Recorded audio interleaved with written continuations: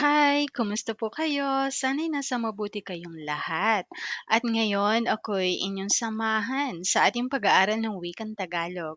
At ang ating paksa ngayon ay mga panghalip na nagpapakita ng pagmamay-ari. Ating talakayin kung kailan at saan ito dapat gamitin. In English, hi, how are you? I hope you are doing well. Now, join me as we learn the Tagalog language. Our topic for today is possessive pronouns. So, let's discuss when and where they should be used. Okay, let's start. Number one, akin. Akin. Akin in English, mine. What is this? Kay akin, ito ay nagpapakita or ipinapakita na ang isang bagay ay pag-aari ng nagsasalita. In English, it shows that something belongs to the speaker. Next, iyo. Iyo or inyo. In English, yours. Inyo is plural and iyo is singular. Okay. Ito naman ay ipinapakita na ang isang bagay ay pag-aari ng kausap. Meaning in English, it shows that something belongs to the person being spoken to.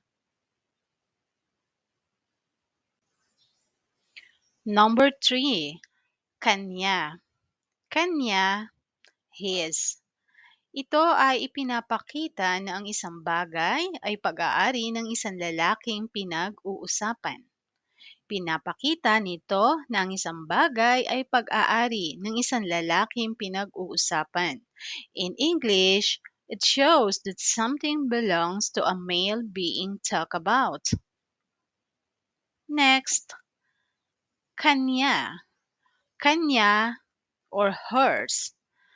Ito naman ay ipinapakita na ang isang bagay ay pag-aari ng isang babaeng pinag-uusapan. Again, pinapakita na ang isang bagay ay pag-aari ng isang babaeng pinag-uusapan. In English, it shows that something belongs to a female being talked about. Amin or atin. Amin or atin. Ito ay ipinapakita na ang isang bagay ay pag-aari ng nagsasalita at iba pang kasama. Once again, amin, atin. Ito ay nagpapakita or ipinapakita na ang isang bagay ay pag-aari ng nagsasalita at iba pang kasama. In English, it shows that something belongs to the speaker and others. Amin, atin, in English, ours. Next, kanila. Kanila, in English, theirs. Ito naman ay ipinapakita na ang isang bagay ay pag-aari ng ibang tao o grupo. Again, ito naman ay ipinapakita na ang isang bagay ay pag-aari ng ibang tao o grupo. It shows that something belongs to other people or a group.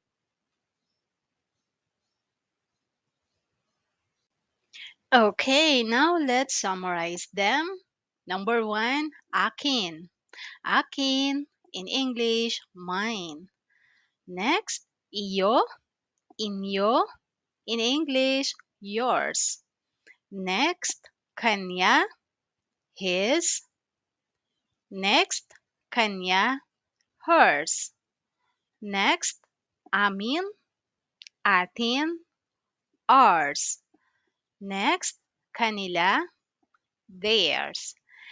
And that's all for today. I hope you learned something from it. And don't forget to like and subscribe if it is helpful for you. I hope to see you next time. Bye for now. Bye bye.